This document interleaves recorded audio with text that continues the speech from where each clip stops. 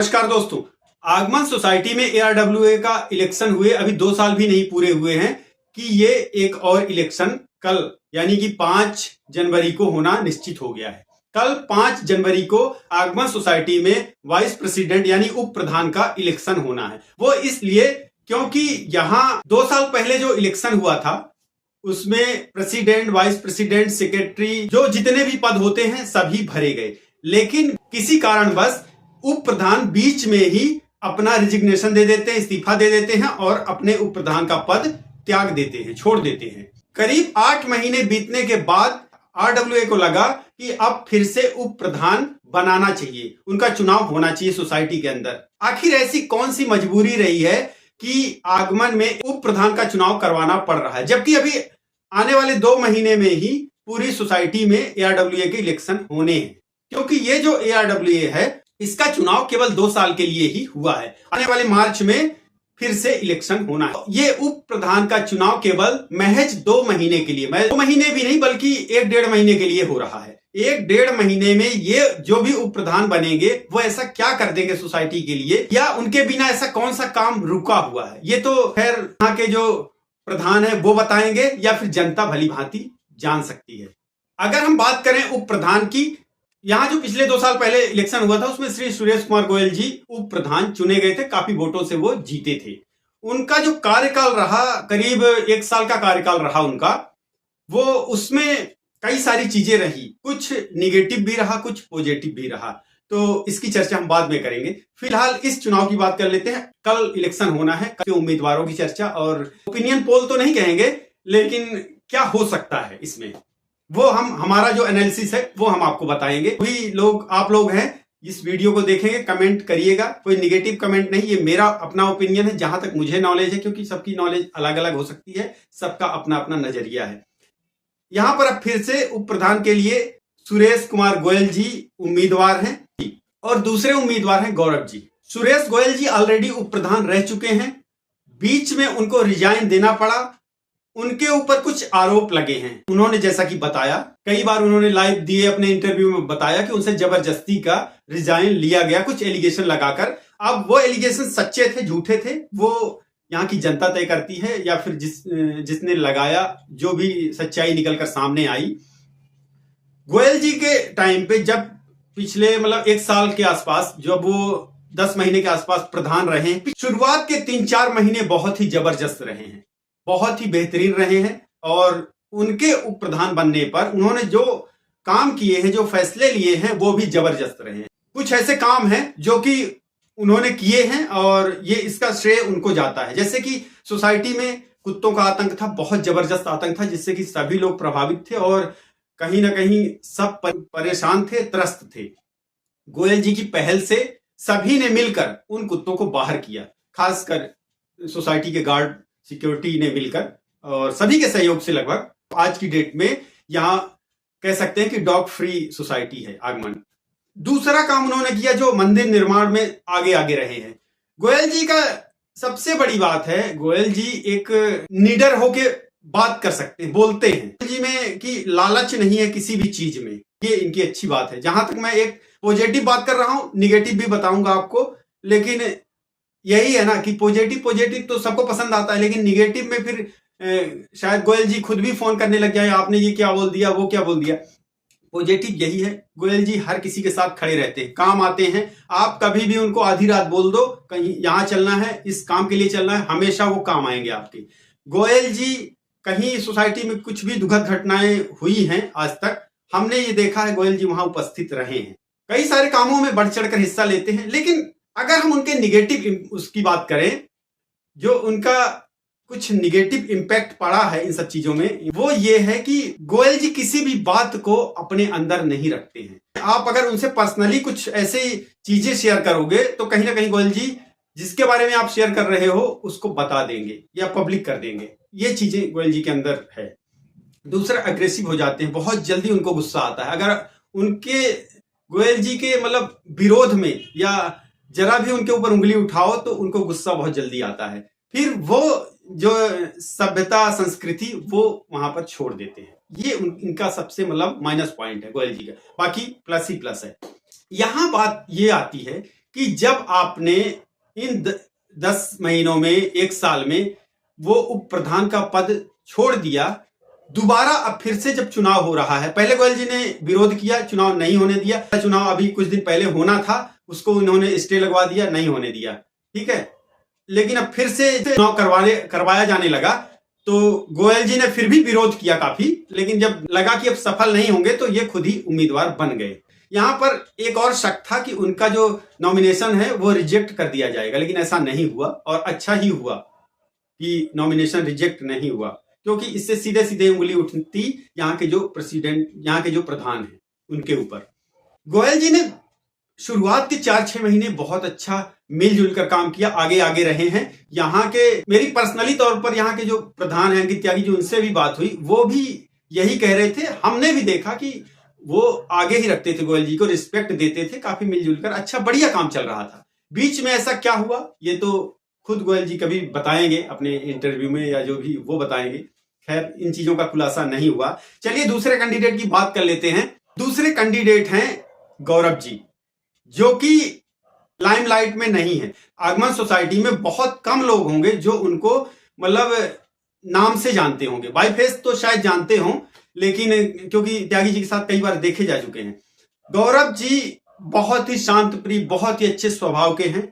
शायद वो पहले अगर इन सब चीजों में पढ़ते कि उनको चुनाव लड़ना है और आगमन सोसाइटी में के इलेक्शन में इन्वॉल्व होना है, चुनाव लड़ना है, तो शायद उनकी और भी अच्छी पहचान बन जाती। यहां पर गौरव जी का जो पॉजिटिव पॉइंट है, जो पॉजिटिव रहने वाला है इस इलेक्शन में, वो ये है, एक तो गौरव जी प्रधान अंकित त्यागी जी के सपोर्टर के साथ हैं और अंकित जी का फुल समर्थन है, शायद उन्होंने ही कैंडिडेट बनाया है, ये उनका प्लस पॉइंट है।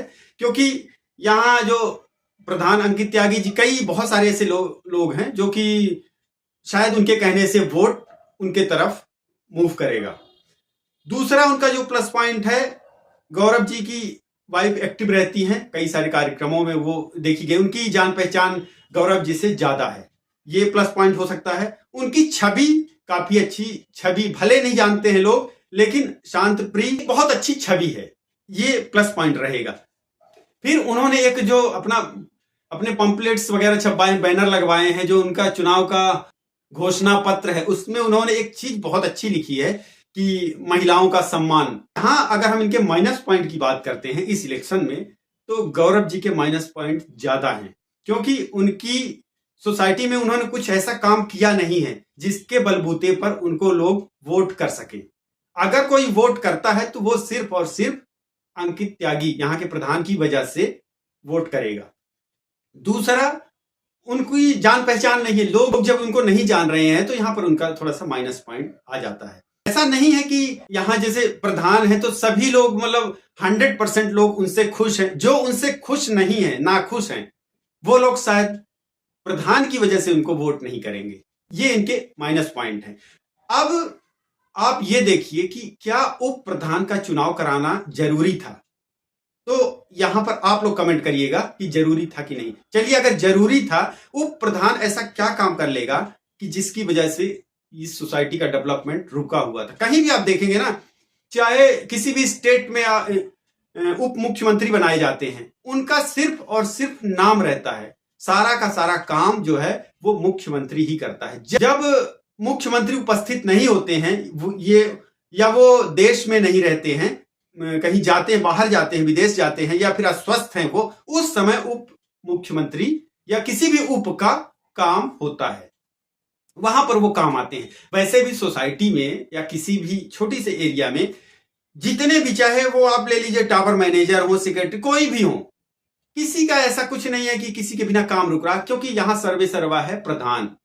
हर जगह की बात है, यही नहीं है, हर जगह प्रधान की ही चलती है, प्रधान के ही कहे अनुसार काम होता है, जो वो चाहते हैं वही होता है। तो ये आगमन सोसाइटी में तो वैसे भी एक दमदार प्रधान है अंकित त्यागी जी, तो किसी की चलने वाली नहीं है।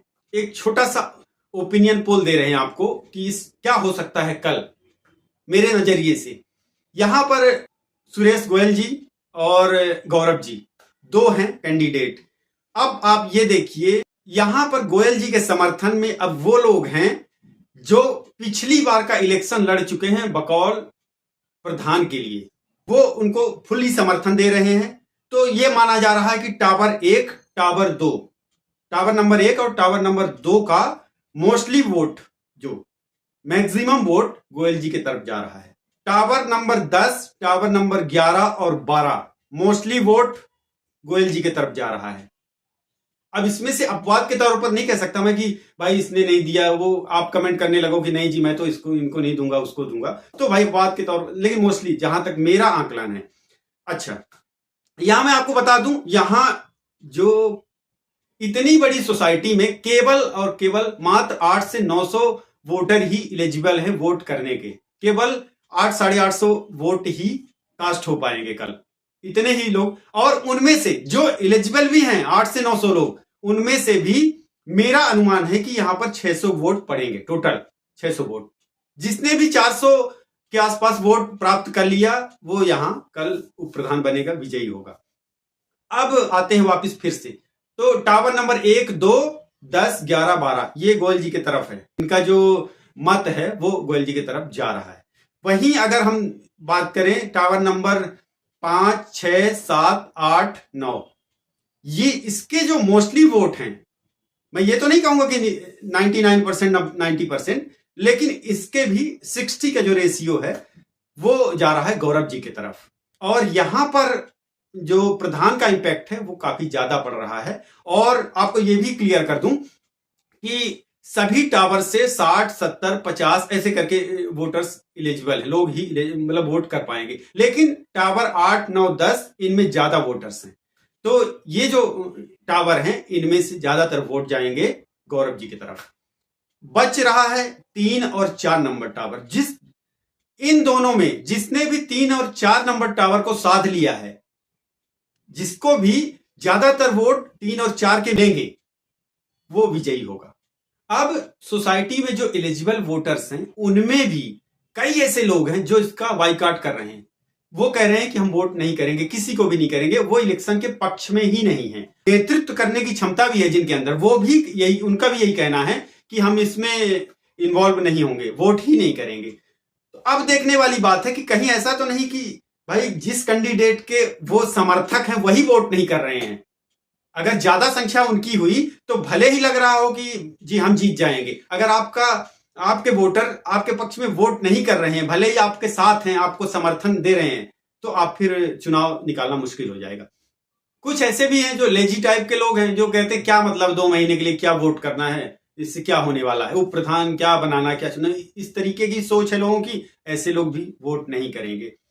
मेरा सभी से कहना है, आप सभी को वोट जरूर करें। क्या जाएगा, अपना क्या जाएगा, जाके वोट डालना है, अपना 10 मिनट 15 मिनट जो भी लगेगा और करके आ जाना है। कम से कम ये तो पछतावा नहीं रहेगा।